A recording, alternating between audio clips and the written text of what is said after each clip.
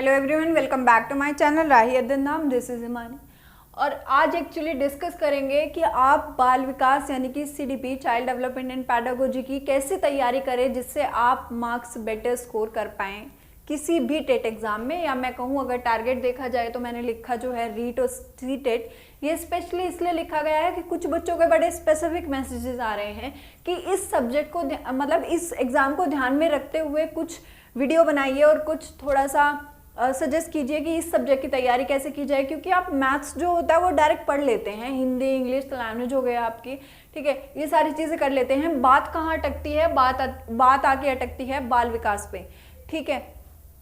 अगर मैं आज अपना एक्सपीरियंस कुछ शेयर करूंगी कि मैंने कैसे तैयारी की थी और मेरे कितने मार्क्स आए थे और मैंने कब स्टार्ट कर दी थी तैयारी। ये चीज़ें आपको हेल्पफुल रहेंगी क्योंकि मैंने वही चीज़ होके गुजरी है, मेरे साथ वही चीज़ होके गुजरी है, तो ऑब्वियसली आपको हेल्प करेंगी। तो अगर मैं बात करूं अपनी, तो थोड़ा सा इंट्रो दे देती हूँ पहले। एक्चुअली मैंने जो किया था, जब मैंने 12th पास आउट मैंने दिल्ली से की, फिर मैंने बीकॉम डीयू से किया, तो मैं कॉमर्स स्टूडेंट रही थी, तो मैंने बीकॉम ये डीयू से किया। तो उसके साथ साथ ही मैंने बोला जब टीचिंग लाइन में जाना ही है तो क्यों ना जेबीटी डाल दें, है ना। तो मैंने जेबीटी का एग्ज़ाम दिया, वो चीज़ें क्लियर रही। उसके बाद मैंने जेबीटी की, मतलब डीएड जो आपको बोलते हैं, जो मैंने डीएड की उससे थोड़ा थोड़ा इस सब्जेक्ट में मतलब थोड़ा सा इंटरेस्ट डेवलप होने लगा। तो क्या होता है, जब आप फाइनल सेमेस्टर में अपीयर होने को होते हैं, या फिर कह सकते हैं आप थर्ड सेमेस्टर का आपका रिजल्ट आ जाता है, आप फोर्थ सेमेस्टर में रहते हैं, तब आप एलिजिबल हो जाते हैं किसी भी टेट एग्ज़ाम को देने के लिए। यानी कि आप कोई भी एक टेट का एग्ज़ाम, चाहे सी टेट हो, यूपी टेट हो, एमपी टेट हो, कोई भी स्टेट का टेट हो, रीट हो, ठीक है, वो सारी चीज़ों में आप एलिजिबल रहते हैं और आपका वैलिड होता है इन केस आप उसको क्रैक कर लेते हैं। यहाँ तक बात हो गई। ये भी एक डाउट था कुछ बच्चों का। तो इसके बाद बात आती है फिर कि भाई अब मैंने क्या किया, तो मुझे पता था ये चीज़ कि अब मैं वैलिड हूँ, मतलब एलिजिबल हूँ, तो अब मैं स्टार्ट कर सकती हूँ। तो मैंने सबसे पहले क्या किया, मैंने एक सीटेट का प्रीवियस पेपर लेके आई, और जो था फूटी किस्मत के हिसाब से कह सकते हैं अरिहंत का। मुझे ज़्यादा बुक के बारे में मैं तब देखी नहीं थी, कुछ नहीं थी, तो अरिहंत पब्लिकेशन बहुत बड़ा है, मैंने उसकी बुक का रिव्यू भी किया है। अगर आपको देखनी हो तो आप चैनल पे जाके देख सकते हैं। और उसके बाद मैंने उससे प्रीवियस पेपर लगाने चालू कर दिए। मैंने जब पहला प्रीवियस पेपर लगाया तो मेरे अपने आप ही मतलब शुरू से ही 100+ जा रहे थे, तो मुझे लगा चलो ये तो क्लियर हो जाएगा। लेकिन क्या होता है ना, ह्यूमन टेंडेंसी कुछ ऐसी होती है कि हम लोग रिस्क लेना ही नहीं चाहते। जहाँ पर रिस्क होता है ना, अपने को वो चाहिए ही नहीं होता, ठीक है। तो ये होता है थोड़ा सिक्योर ही रहें। तो उसमें क्या हुआ, वही जो सबके साथ होता है, मैं भी अपना जल्दी कोचिंग, ठीक है, कि भाई कोचिंग ले लेते हैं, अगर कुछ 19-20 कुछ गड़बड़ भी रही तो संभल जाएगा। तो ये क्या हुआ, वहाँ पे जाके मेरे को पता चला फीस है 18,000 रुपये। कोई बात नहीं भाई, दे देंगे। पहली तो बात यही गलत है कि यार आप 18,000 रुपये एक सीटेट के लिए फीस ले रहे हैं, है ना। बहुत बच्चे ऐसे होते हैं जो मतलब कह सकते हैं जो मतलब आपकी फीस पे नहीं कर सकते, इतना नहीं अफोर्ड कर सकते। बहुत सारे बच्चे होते हैं और उसके बाद आप भाषण दे देते हैं आके, है ना, कि हमें बड़ी फिक्र है। अरे जब आपको इतनी फिक्र है, एक तरफ एसएससी की फीस है 10,000 रुपये ऑफलाइन की अगर मैं बात करूँ, और एक तरफ सीटेट की फीस है 18,000 रुपये, आपको कितना सही लगता है? काफ़ी अच्छी कोचिंग्स हैं जो अब ऑनलाइन भी हैं, मैं किसी का ऐसे नाम तो नहीं ले रही, बट आपको पता ही होगा टीचिंग में मतलब गिनी चुनी है, तो वो क्या हुआ, मोनोपोली का है ये और कुछ नहीं है। तो उसके हिसाब से जितना लोगों से पैसा पीटा जा रहा है पीट रहे हैं। खैर वो अलग चीज़ है, अपने का उधर ध्यान ही नहीं है, वरना ऐसे करते नहीं। तो मुझे लगा कि चलो भाई इन फ्यूचर इस फील्ड में ज़रूर कुछ करना है। बट क्या था, मेरे घर वाले थोड़ा सा ऐसे हैं कि पहले गवर्नमेंट जॉब, है ना, ऐसे वाला है, पहले अपना ये सब संभालो, ये करो वो करो, थोड़ा सिक्योर हो जाओगे फ्यूचर में, ये सारी चीज़ें थी। क्योंकि मेरी फैमिली में इस फील्ड से कोई नहीं रहा है, मैं इकलौती हूँ जो कॉमर्स से निकली हूँ, ठीक है। तो ये भी चीज़ रही। तो उसके बाद चीज़ें चलती गई। फिर मेरा एमकॉम हुआ। एमकॉम के बाद मैंने मतलब एमकॉम के साथ साथ मैंने बीएड डाल दी। मेरा बीएड में हो गया, मेरा वो एग्ज़ाम क्रैक हो गया था। फर्स्ट पेपर ही दे सकती थी मैं डीएड के बाद, है ना। तो उसके बाद जब मैंने बीएड वही फाइनल सेमेस्टर में अपीयर हुए, तब सेकंड पेपर के लिए एलिजिबल हो गए, तो मैंने वो भी डाल दिया, वो भी हो गया। अब बात आती है तैयारी कैसे की थी। अगर मैं बात करूं तैयारी की, जब मैंने अरिहंत की बुक ली थी सबसे पहली बात, तो वही बुक मतलब इतना कॉन्फिडेंस कई क्वेश्चंस में ऐसे हिला दी थी एक्चुअली कि मतलब ये चीज़ें पता नहीं हो, मतलब मैं सही हूँ कि बुक सही है। अगर बुक का पब्लिकेशन देखे तो बुक का पब्लिकेशन भी अच्छा है, नाम है भाई। मैंने तब फिर ध्यान दिया कुछ चीज़ों पे जहाँ मैं बिल्कुल श्योर थी, वहाँ से चीज़ें मैंने उठाई कि हाँ ये चीज़ गलत है और ये बुक बिल्कुल गड़बड़ कर देगी। तब मैंने कोचिंग भी छोड़ी, सब कुछ किया, बस लाइब्रेरी ज्वाइन की और एग्ज़ाम में रहता था तब 1.5 महीना बिल्कुल उसी में मुझे प्रीवियस पेपर भी लगाने थे और उसी में मुझे तैयारी भी करनी थी, जो जो मेरे वीक पॉइंट्स थे।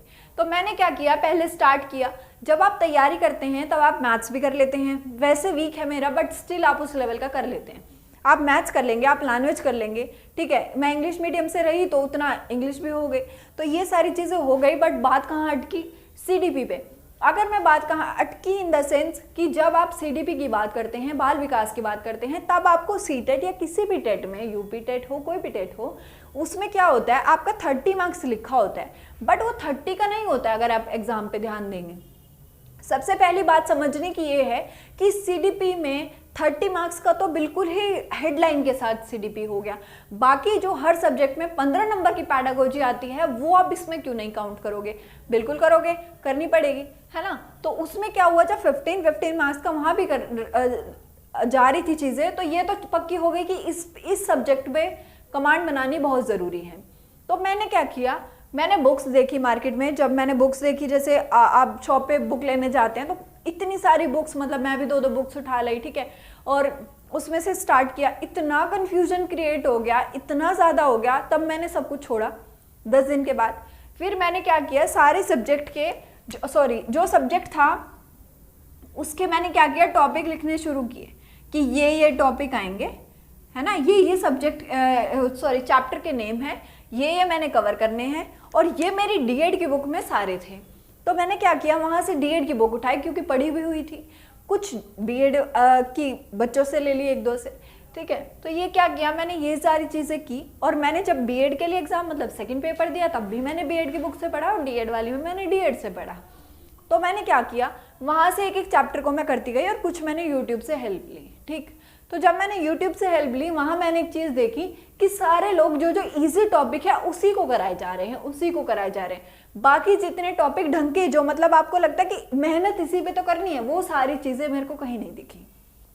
तब मैंने डीएड की बुक से हेल्प ली और वहाँ से मैंने चीज़ें अपने हाथों से नोट्स बनाने चालू किए, अपने जैसे अपने आप को समझ आते हैं वैसे। मेरा 15 दिन में सीडीपी डन, मेरा सीडीपी खत्म हो गया 15 दिन में। तब मैंने प्रीवियस पेपर उठाए और मैंने लगाना चालू किया, और तब मैंने देखा कि जो मेरे गलत हो रहे थे वो सारे सही होना चालू हो गए।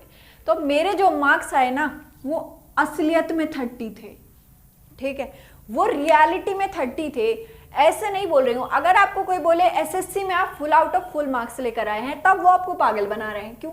आपका इतना ब्रॉड सिलेबस होता है, आपकी इतनी सारी चीज़ें होती हैं, आप कैसे ले आएंगे फुल मार्क्स, है ना। लेकिन अगर मैं सीटेट की बात करूँ, यहाँ इतना बेसिक पूछता है, अगर सीडीपी बाल विकास को आप याद रट्टाफिकेशन ना मार के उसको अच्छे से रियल लाइफ से कनेक्ट करके चलते हैं, तब आपको, मुझे नहीं लगता, मैं कह रही हूँ, किसी भी बुक लेने की जरूरत है। जो आपके पास पड़ी है बीएड डीएड वाली बुक्स, जो आपके पास बुक्स पड़ी है ना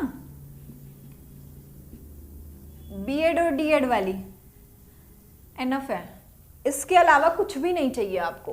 एक प्रीवियस पेपर जरूर चाहिए जो बिना गलतियों का हो और आप उस पर थोड़ा बिलीव कर सकें, ये चीज़ चाहिए होती है। इसके अलावा कुछ नहीं आपको चाहिए होता है। और मैं यही बोलती हूँ, क्योंकि पैडागोजी पे, बाल विकास पे, सीडीपी पे क्यों ग्रिप बनाना ज़रूरी है। इस सब्जेक्ट पे अगर कमांड नहीं होगी ना, तब आपको आगे प्रॉब्लम होगी। आप सीटेट तो किसी ना किसी तरीके से निकाल लेंगे, आप रीट तो किसी ना किसी तरीके से निकाल लेंगे, बट जब बात आएगी आपकी पीआरटी की, सुपर टेट की, इन चीज़ों की ना, तब वहाँ आपको प्रॉब्लम हो जाएगी, क्योंकि आपने ये सब्जेक्ट ढंग से पढ़ा नहीं होता है।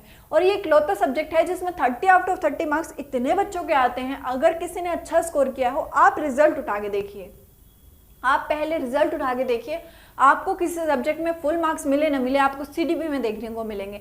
क्यों? क्योंकि सब्जेक्ट इतना इंटरेस्टिंग है। अगर एक बच्चे को ये समझ आ जाए इसको पढ़ना कहाँ से, और उसको थोड़ा ऑथेंटिक मैटर मिल जाए, देन कुछ भी नहीं चाहिए होता है, यू नो, कुछ भी नहीं। आप इतना एनफ है, अगर आप इसको करके चले जाते हैं तो मुझे नहीं लगता है आपको किसी भी चीज़ की ज़रूरत पड़ेगी। जितना मैं आपको करा रही हूँ सारी 3-4 बुक से, और जितने मेरे पर्सनल नोट्स मतलब जो मैंने अपनी सीटेट के टाइम पे बनाए थे वो सारे अगर कवर करके जितना भी मैं आपको बेस्ट दे पा रही हूँ मैं देती हूँ। और मुझे नहीं लगता है इससे बाहर आपका एक भी क्वेश्चन टेट के लेवल में कहीं भी रह सकता है, और पीआरटी तक का मैं आपको कवर करा रही हूँ, ठीक है, और वो भी फ्री में, और इससे ज़्यादा क्या चाहिए, ठीक है। सो प्लीज़ अगर आपको वीडियो पसंद आती है और कुछ कह सकते हैं ना ऑथेंटिक मिल रहा है या फिर कुछ क्वालिटी की चीज़ें मिल रही हैं, तो प्लीज़ आप चैनल को सब्सक्राइब करना जो लोग पहली बार देख रहे हैं, और दोस्तों के साथ भी शेयर कीजिए, क्योंकि ये चीज़ ऐसी है ना, आपको मिसगाइड करने वाले बहुत लोग मिल जाएंगे, बट कुछ चीज़ें आपको देखने से फील हो जाएंगी, ठीक है। मैटर की बात अगर मैं करूँ, आप देखिए, उसको फील करो और बाकी से चाहे कंपेयर भी करो। अगर आप दोनों बाइलिंगुअल में अगर कोई आपको ऐसा मिल जाए तो बताना, देन फिर आप क्विट कर सकते हैं। लेकिन एक चीज़ मैं गारंटी के साथ आपको कह सकती हूँ कि आपका सीडीपी ये कहीं नहीं जाएगा। अगर आप मेरी वीडियो सारी देखते हैं और प्रीवियस पेपर लगाते हैं, देन आपको किसी और चीज़ की कोई भी ज़रूरत नहीं है, ठीक है। तो ये था मेरा कुछ एक्सपीरियंस कह सकते हैं आप, और ये थी सीडीपी की तैयारी कैसे करें। आपको कोई भी बुक लेने की ज़रूरत नहीं है स्पेशली, ठीक है। आपको कहीं भी कुछ भी मिसगाइडेंस कुछ भी चीज़ ऐसी लगे जिससे आप मिसगाइड हो सकते हैं, प्लीज़ उसको इग्नोर करिए और चीज़ों को बिल्कुल डायरेक्ट सही डायरेक्शन में लेके जाइए, क्योंकि बहुत सारे कोचिंग वाले, बहुत सारे, सबको अपना कोर्स बेचना है यार, यहाँ सबको अपना काम करना है, ठीक है, सबके बिजनेस चल रहे हैं। तो अगर कोर्स नहीं बेचेंगे तब क्या करेंगे, ठीक है। कुछ लोग ऐसे भी होते हैं ऑब्वियसली कि देते हैं, अच्छा मैटर देते हैं, बट अगर आपको कहीं से इस तरीके से मिल जा रहा है, और मैं ये बोलूँ कि आपको इस सब्जेक्ट की गारंटी है कि आपका ये नहीं जाएगा और ये आपको कहाँ कहाँ हेल्प करेगा, ये मैंने आपको वेटेज के हिसाब से बताया भी है, ठीक है। तो ये सारी चीज़ें आपको बहुत हेल्प करेंगी। आप अपनी तैयारी सही डायरेक्शन में करते जाइए, ठीक है, और चीज़ें अपने आप रिजल्ट दे देंगी और जल्दी दे देंगी, ठीक है। इतना विश्वास रखें और अपना पढ़ते रहें, मस्त रहें। Thank you so much.